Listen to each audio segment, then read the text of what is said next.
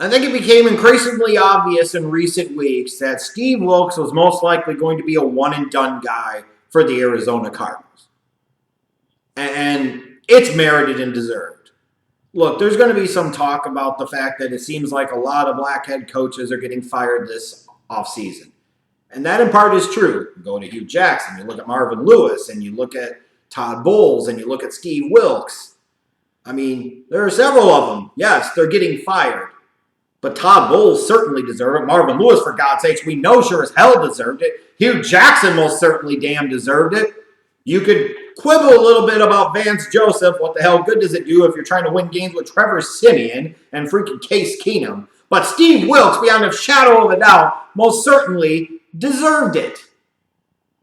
If anything, it's a representation of these guys are getting chances, and in some cases they're falling flat on their faces. And you could make the argument that maybe they're not being given the same length of time that other guys are. That perhaps is a fair conversation. But it is also one of these things that sometimes a guy is just so bad and clearly in over his head, you don't need to see anymore. And for Steve Wilks, white, black, or pink doesn't matter. He's not head coaching material right now. That is for damn sure. If you think he's that good, then take him as the coach of your team. I bet you would hedge really, really quickly. You just look at this guy. He comes in, has this arrogance of system, and says, instead of me working with the personnel that I have to try and get the most out of them, I'm going to try and force everybody and shoehorn everybody into my system because it's the only thing I know, which automatically should be a concern. Like, how can you not know other things? How can you not be adaptable and adjustable in the modern NFL? It's a requirement. It's a necessity. And maybe teams, general managers, team presidents, owners, when they're interviewing head coaching candidates, should vet these guys about things like this. And as a result, the Cardinals' defense sucked. And you look at the offense. They didn't start Josh Rosen to start the season for God knows why, because they wanted to start Sam Bradford. And then they still stuck with him for 3 games, even though it was clear after a half of football to start off the season the guy was washed, if he didn't already know that, to damn begin with. He couldn't figure out how to get David Johnson the fucking ball. Couldn't figure out a way to protect Josh Rosen, wasting Larry Fitzgerald's tail end of his career.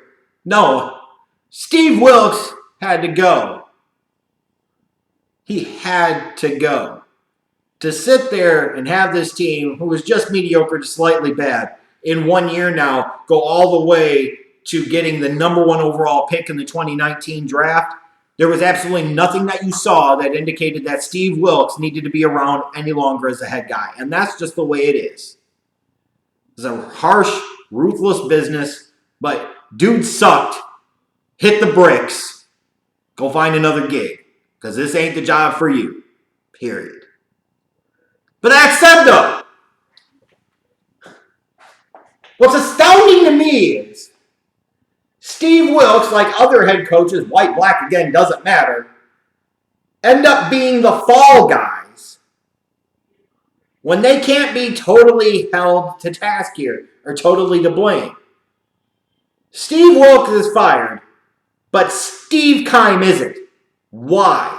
Michael Bildwell, what the fuck is going on here? What the hell makes you think that Steve Keim is worthy of continuing to stay on as your shot caller, your decision maker, your general manager for your sorry-ass organization? The same Steve Keim, who hasn't drafted that particularly well in recent years, other than an occasional blip in the radar here or there, and you say, well, how the hell do you know that? How the hell do you think they ended up with the number 1 overall pick in the 2019 draft? The same idiot that gave over $15 million guaranteed for Sam Bradford to suck. That wasn't Steve Wilks. That was Steve Keim. Oh, and then by the way, if we want to bash on Wilks so bad, who's the one that fucking hired him to begin with? It was Steve Keim. After all of these years, the letting of Honey Badger go to clear cap space so you can sign Sam Bradford.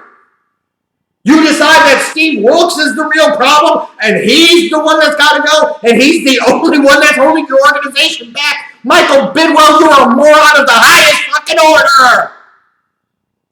Sure, Steve Wilks should have been fired. He should have never been hired to begin with. But we all know one thing to be true. Steve Keim most certainly does not deserve to continue on as the general manager of the Arizona Cardinals or any other damn team out there. He's just another version of a fucking Ryan Grigson. Got lucky in a couple of places and largely sucked. And yet, Michael Bidwell continues. This is horse shit. Keim should have been shown the freaking door. He deserved it. Ultimately, you say why? Because you had him hire a head coach that only lasted 1 year. And the team ended up with the number 1 overall pick in the 2019 draft. It's because he took a rookie quarterback in the 2018 draft. That's no reason, no excuse, and in no way, shape, or form should that buy him additional time because Keim doesn't deserve it.